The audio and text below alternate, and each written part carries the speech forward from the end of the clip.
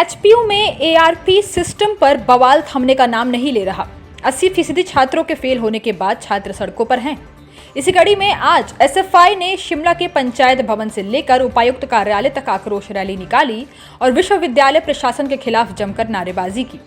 SFI के जिला सचिव बंटी ठाकुर ने बताया कि रूसा के बाद अब ईआरपी सिस्टम से 80% छात्र फेल हो गए हैं। रूसा के लागू होने से 90% छात्रों को इसका नुकसान भुगतना पड़ा था। उन्होंने कहा कि विश्वविद्यालय प्रशासन ने ईआरपी सिस्टम पर 8 करोड़ से ज्यादा खर्च किया है, लेकिन नतीजे शून्य हैं। इस प्रणाली में ऑनलाइन पीडीएफ ब्लर हो सकती है। अध्यापकों के पास इसके लिए पर्याप्त डाटा है या नहीं, बिना इंफ्रास्ट्रक्चर के यह सिस्टम लागू हुआ है। एसएफआई 2 दिन का अधिवेशन करने जा रही है। उससे पहले रैली व प्रदर्शन कर इस प्रणाली को वापस लेने की मांग कर रही है।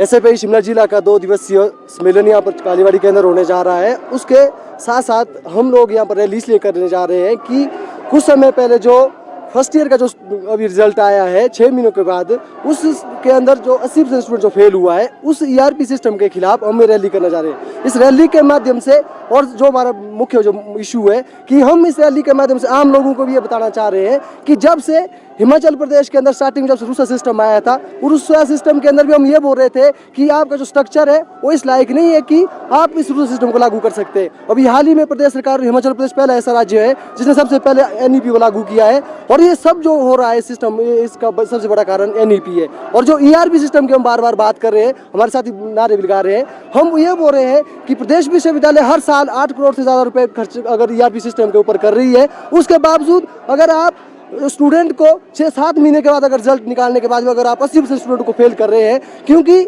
आपका जो सिस्टम है और जो आपका स्ट्रक्चर है वो इस लायक नहीं है। दूसरा, हिमाचल प्रदेश जो शिक्षक संघ था, जो टीचर्स है, वो पहले स्टार्टिंग से इसका विरोध कर रहे थे और उनका मानना ये था कि जो स्क्रीनिंग सिस्टम के तहत आप जो इवैल्यूएशन करवा रहे हैं वो आपका सही नहीं आ रहा है, और उसमें बहुत सारी शिकायतें आ रही थी। उसके बावजूद प्रदेश सरकार ने और विश्वविद्यालय प्रशासन ने, जब प्रदेश के अंदर सरकार थी, इसको इसलिए लागू किया ताकि जो कंपनियां हैं उनको फायदा दिया जाए। जो ठेके के जरिए जो आपका ईआरपी सिस्टम चला गया, आपका इवैल्यूएशन जो ब्रांच आपकी ठेके में चली गई है, ताकि वहाँ से ठेकेदारों को फायदा पहुंचाया जाए। और उसके साथ साथ हम क्या देख रहे हैं कि हिमाचल प्रदेश के अंदर 140 से ज़्यादा कॉलेजेस है और मैक्सिमम कॉलेजों के अंदर स्टाफ की कमी है। और दूसरा, बहुत सारे कॉलेज जैसे अगर फॉर एग्जांपल अगर रामपुर कॉलेज की बात करें, 5000 स्टूडेंट वहाँ पर पढ़ते हैं, मात्र 50 प्रोफेसरों के सारे वो कॉलेज चल रहा है। वैसे शिमला शहर की बात है, वैसे ही शिमला के अंदर जितने भी कॉलेज आते हैं और हिमाचल प्रदेश के अंदर जितने कॉलेज आते हैं, हर जगह स्टाफ की कमी है। दूसरा, जो आपके कॉलेज के अंदर जो पीटीए फीस ली जा रही है, उस पीटीए फीस का न प्रदेश सरकार न हिमाचल प्रदेश विश्वविद्यालय प्रशासन इसको लेकर कोई संज्ञान ले रहा है, क्योंकि पीटीए फीस का जो पैसा है वो आरटीआई के तहत ना कॉलेज के प्रशासन उसका जवाब दे रहा है, ना ही आपके हायर एजुकेशन इसके ऊपर कोई जवाब दे रहा है। इसलिए इन सब इशू को लेकर हम आज ये रैली की यहाँ पर हमने, ये हमारा इशू है। जो कमी है कि जो आपका इवैल्यूएशन करने का तरीका, क्योंकि आपने स्क्रीनिंग करवाई ऑनलाइन, आपने प्रोफेसरों को जो आप पीडीएफ बना के भेजी है, वो पीडीएफ के अंदर एक तो ब्लर आ रहा है। दूसरा, अगर जो साइंस क्या बोलती है, साइंस ये बोलती है कि जो पढ़ने और पढ़ाने का जो तरीका है और जो स्क्रीन आपके इवैल्यूएशन करने का सबसे अच्छा तरीका है, आपका मैनुअली जो होगा, मैन टू मैन होगा, वो आपका बेस्ट तरीका है। दूसरा, कि आपने जब पीडीएफ के जरिए आपने टीचरों को दे दिया है, उनके पास नीचे कितना डाटा है, वो कितना उनके पास सोर्सेज नीचे है, और उसको कैसे वो चेक कर रहे हैं, उसकी कोई देख रेख नहीं है। दूसरा, उसके ऊपर जब हिमाचल प्रदेश के जब शिक्षक संघ ये बोल रहा था कि आपका ईआरपी सिस्टम है, जो आपका स्क्रीनिंग के तहत जो आप इवैल्यूएशन कर रहे हैं, इसको आप दोबारा चेक करिए, इसको अभी आप इस लागू नहीं करिए। परंतु विश्वविद्यालय प्रशासन ने हर बार यही है, आज की जैसी बात नहीं है, इससे पहले जब रूसा सिस्टम आया था